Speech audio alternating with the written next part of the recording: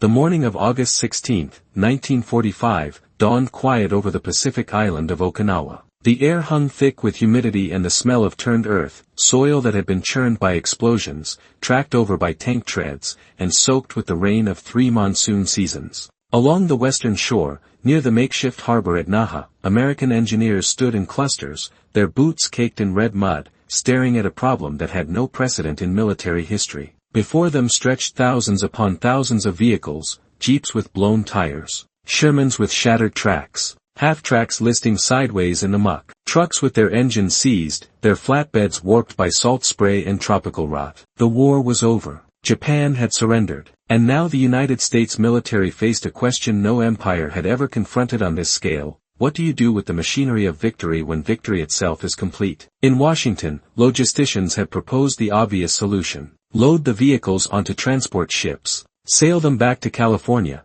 to Virginia, to the Gulf ports where they had been manufactured, recondition them, sell them, redistribute them to allies rebuilding their shattered nations. It was the rational choice, the economical choice, the choice that respected the immense industrial effort that had forged these machines in the factories of Detroit and Pittsburgh and Gary, Indiana. But out in the Pacific, standing on coral islands and volcanic rock, the engineers saw a different truth. They saw vehicles corroded beyond saving. They saw the cost of transport exceeding the value of the steel. They saw schedules that would take years and fleets of cargo ships that were needed elsewhere. And so, in a decision that would astonish German prisoners of war, confuse Japanese civilians, and symbolize something profound about American power, the order came down from Theater Command: push them into the sea, use bulldozers. Not boats. It was a choice that defied every principle of wartime scarcity. It violated the instinct to salvage, to preserve, to squeeze every ounce of utility from every resource.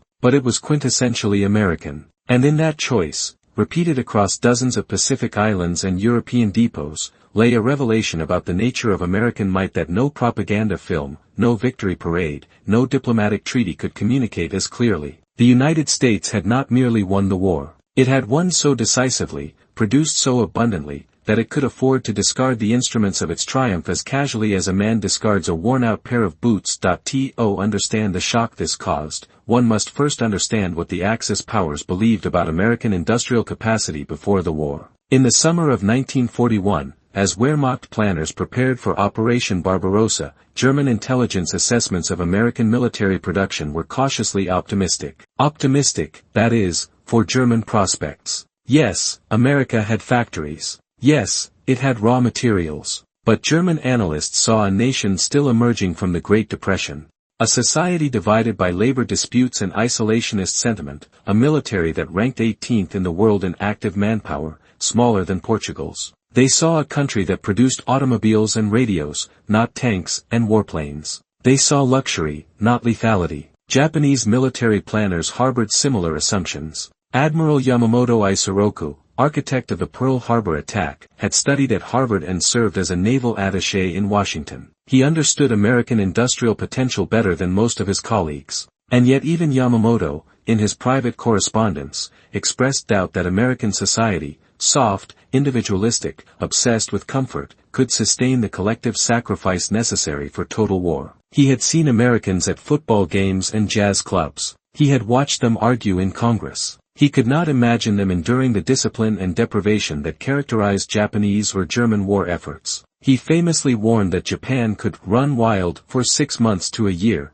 but after that, he had no expectation of success. What he did not say, perhaps because he could not fully envision it, was how utterly the American industrial machine would dwarf even his worst fears. The numbers, in retrospect, are staggering. Between 1941 and 1945, the United States produced approximately 300,000 aircraft. Not just fighters and bombers, but transport planes, trainers, reconnaissance craft, gliders. Germany, over the same period, produced roughly 119,000. Japan managed 76,000. American shipyards launched nearly 6,000 major vessels, including 141 aircraft carriers of various classes. Japanese industry completed 16 carriers. American factories rolled out 88,410 tanks and self-propelled guns. They manufactured 2.6 million trucks. They produced so many jeeps, 640,000 of them, that the vehicle became synonymous with American mobility, a symbol as recognizable as the Coca-Cola bottle or the Lucky Strike cigarette pack that accompanied American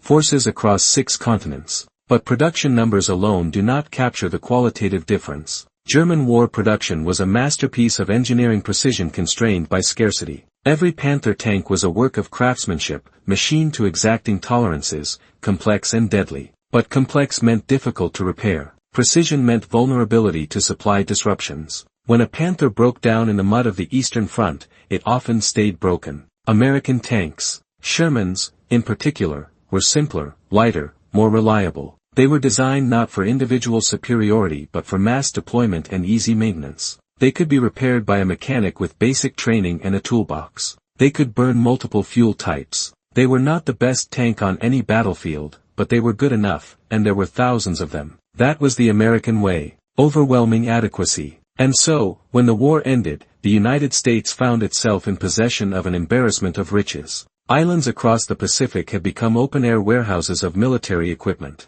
Okinawa, Guam, Saipan, the Philippines, Tinian. Each had been transformed into a logistics hub during the fighting, a staging ground for the next offensive. Ammunition dumps stretched for miles. Vehicle parks held machines in every state of disrepair. Some were operational, waiting only for fuel and crew. Others had been cannibalized for parts. Still others had been destroyed by enemy action or simply abandoned when units moved forward. The same was true in Europe. In France, in Belgium, in the occupied zones of Germany, American depots bulged with surplus. Entire fields of trucks sat idle, their windshields starred with cracks, their engines silent. The plan to ship everything home quickly revealed itself to be a logistical nightmare. Loading a Liberty ship with vehicles took time and manpower. Securing them against shifting cargo in rough seas required specialized equipment. The ships themselves were needed to bring troops home, to carry relief supplies, to support occupation forces. Fuel oil was scarce.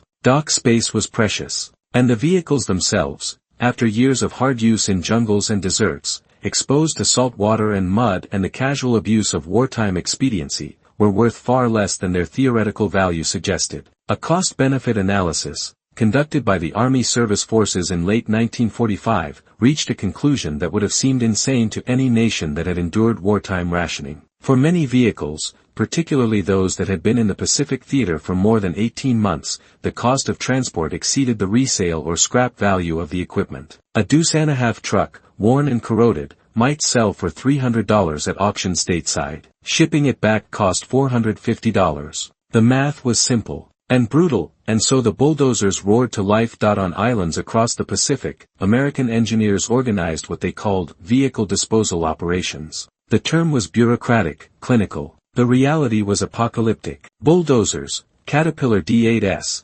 International TD-40s, machines that had carved airstrips out of jungle and pushed wrecked planes off runways, were now used to shove jeeps and trucks and half-tracks toward the edges of coral cliffs. Vehicles rolled forward, sometimes under their own failing power, more often pushed by the blade of a dozer. They tipped over the edge. They tumbled down embankments. They splashed into the shallows or sank into deeper water, trailing bubbles and oil slicks. In some locations, engineers organized the process with almost industrial efficiency. They lined vehicles up in rows. They stripped anything valuable, radios, machine guns, spare parts that could be cataloged and reused. Then they pushed them in, one after another, a conveyor belt of disposal. In other places, the process was more chaotic. Units about to ship out simply abandoned their equipment where it sat. Bulldozers cleared staging areas by the fastest means available, push everything into the nearest ravine, the nearest swamp, the nearest stretch of ocean. On Okinawa,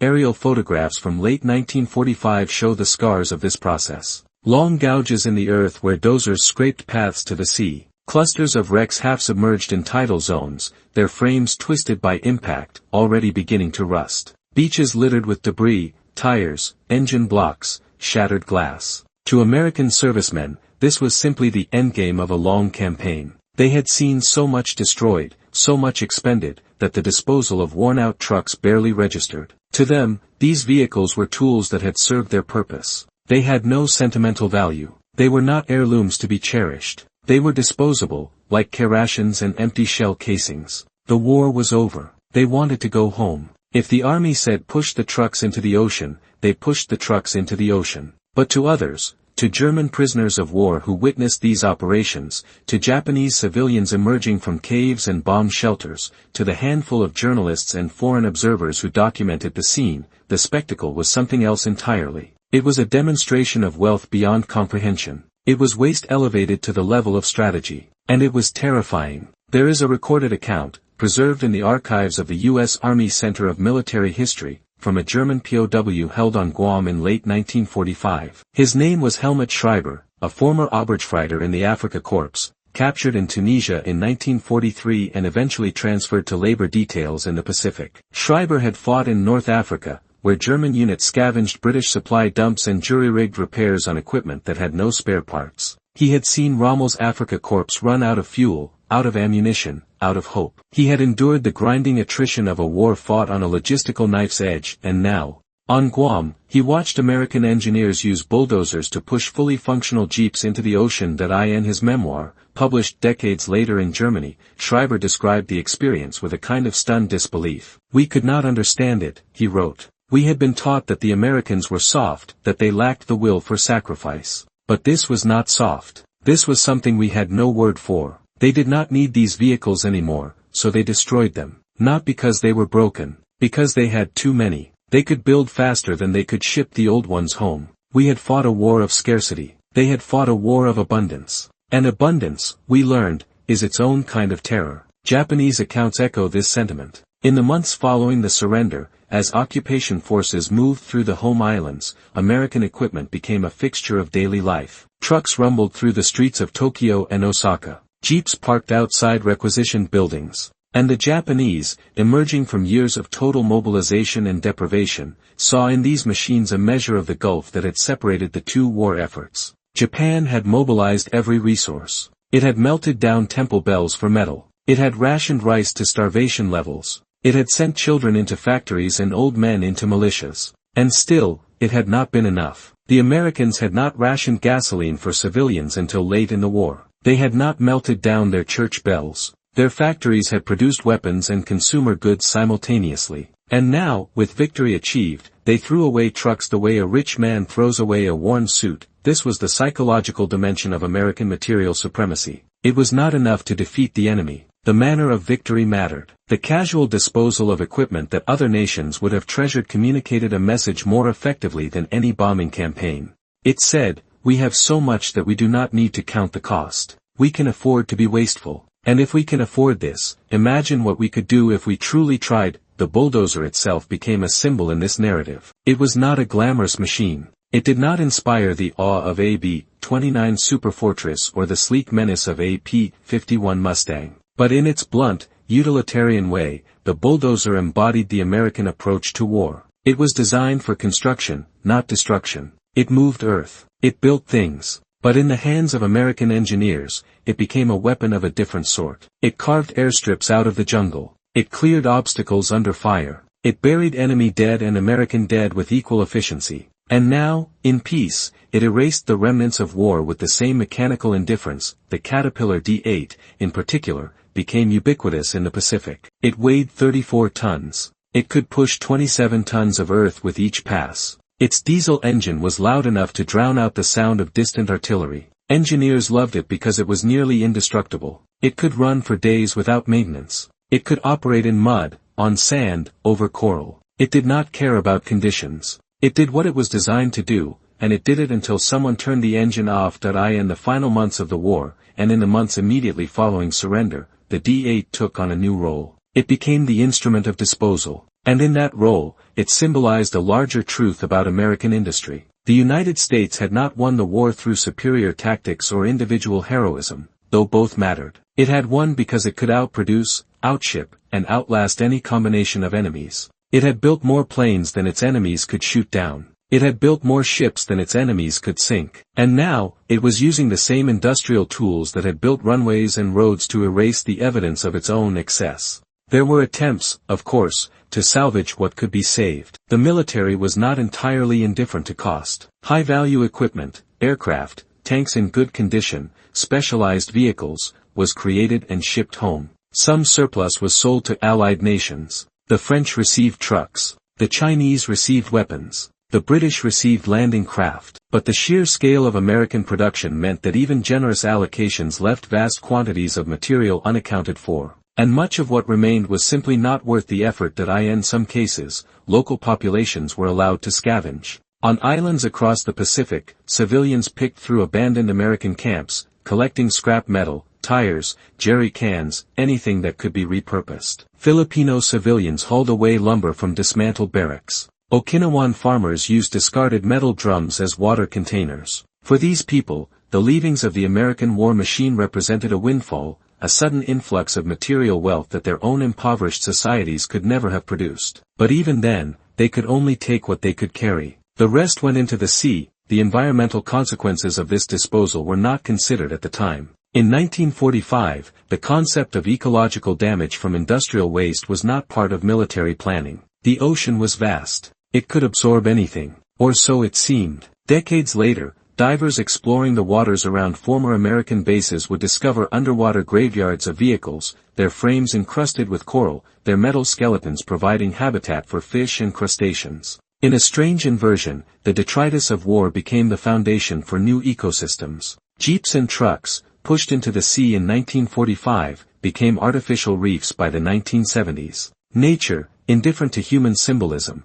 reclaimed the wreckage and made it her own. But in the immediate aftermath, the message was clear. To the defeated Axis powers, the disposal operations were a humiliation compounded. They had lost the war. They had lost millions of lives. And now they watched the victors throw away the tools of victory as if they were trash. It was a lesson in the futility of their own sacrifices. Every German soldier who had fought in an undersupplied unit, every Japanese sailor who had gone to sea knowing his ship lacked fuel for the return voyage, every Italian factory worker who had stretched insufficient materials across impossible quotas, all of them could see, in those bulldozers pushing jeeps into the Pacific, the fundamental imbalance that had doomed the Axis from the start. This was not a war that could be won through courage or discipline or ideological fervor. This was a war of production. And the United States had won it before the first shot was fired. It had simply taken 4 years for the rest of the world to realize it. The German war economy, for all its vaunted efficiency, had been a house of cards built on plunder. It ran on stolen oil from Romania,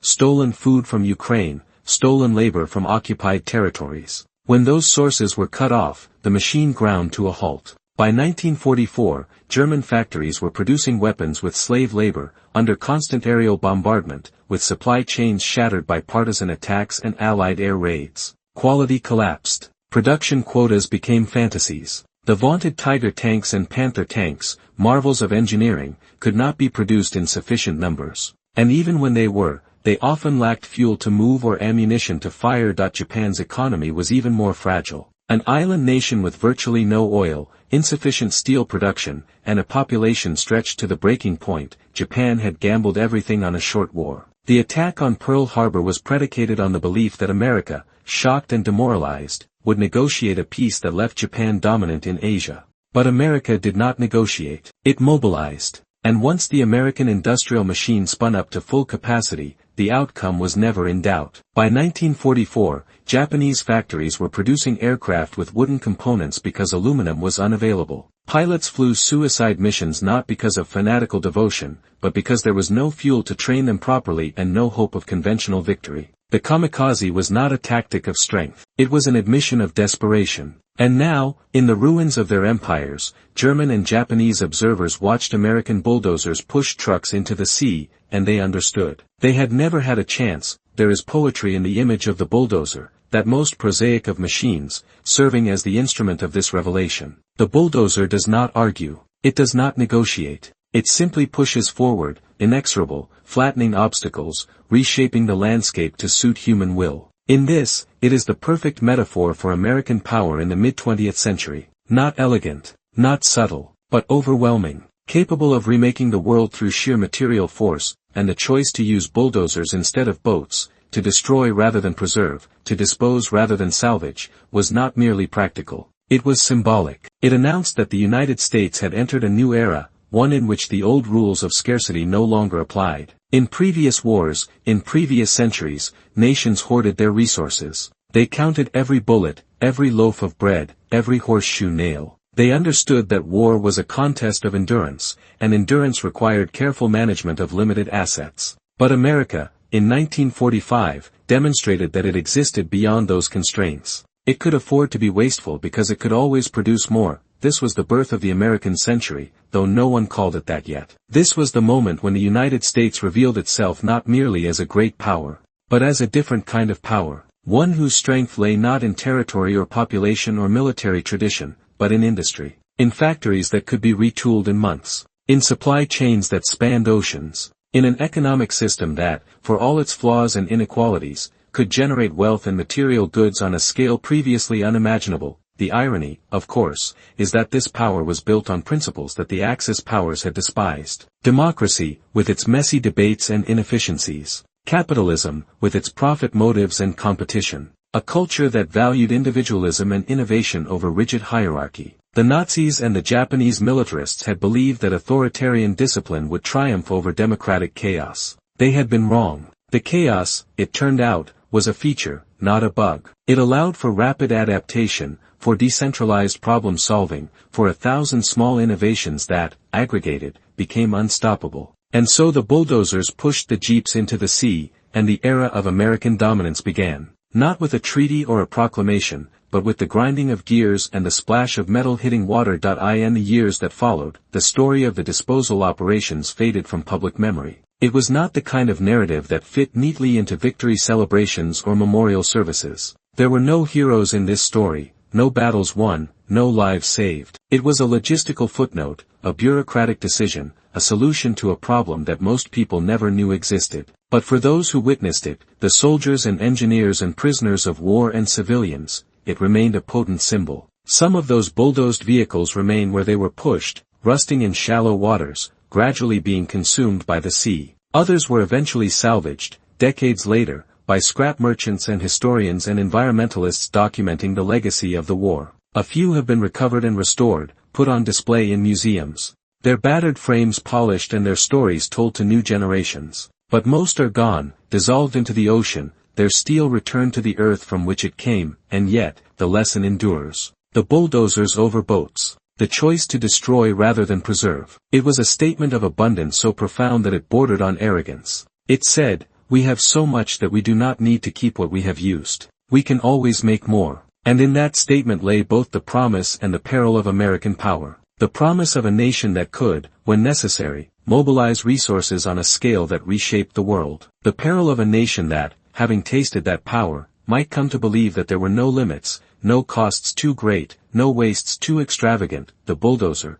pushing a jeep into the Pacific on a humid morning in August 1945, was a machine performing a task. But it was also a monument. To victory, yes. But also to the strange, terrible abundance that victory had revealed. To the reality that wars are not won by the bravest or the most disciplined, but by those who can afford to throw away the instruments of their triumph and build them anew. That is what the Axis soldiers saw, standing in prison camps or wandering through the ruins of their cities. They saw the bulldozers. And they understood, too late, the nature of the power they had challenged. It was not the power of a warrior nation. It was the power of a factory, humming endlessly, producing more than it needed, discarding what it no longer wanted, indifferent to cost because cost was a problem for those who had less. And having less, they had lost. Not because they lacked courage, but because courage, in the face of such abundance, was not enough. The bulldozers roared. The vehicles tumbled into the sea. And the world, watching, learned a lesson it would not soon forget.